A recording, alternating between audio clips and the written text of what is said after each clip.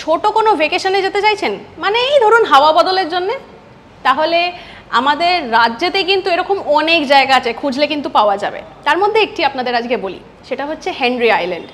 কোথায় আছে না দক্ষিণ 24 পরগনার বকখালি, সেখানে রয়েছে এই হেনরি আইল্যান্ডটি।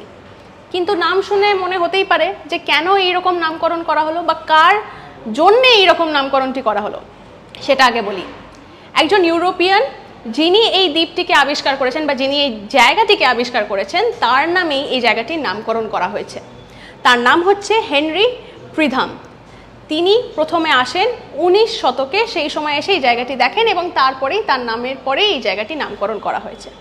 মনে করা হয় অক্টোবর থেকে মার্চ হচ্ছে একদম পারফেক্ট সময় এই জায়গাটিতে ঘুরতে যাওয়ার জন্য। আর বাকি সময়টিতে মানে জুন থেকে আমি যদি ধরি, যেই সময় বর্ষাটা নেমে আসে, জুন জুলাইয়ের পর থেকেই বর্ষা মূলত চলে আসে, তো সেই সময়টা না যাওয়াই ভালো। সুন্দর প্রাকৃতিক সৌন্দর্য, সমুদ্র রয়েছে, যাকে বলে ছুটি কাটানোর জন্য একদম পারফেক্ট জায়গা। আপনারা যারা ওখানে গিয়েছেন আমাদের সঙ্গে কিন্তু কমেন্ট সেকশনে আপনাদের এক্সপিরিয়েন্স শেয়ার করতে ভুলবেন না। সঙ্গে রাখুন আজ তাক বাংলাকে।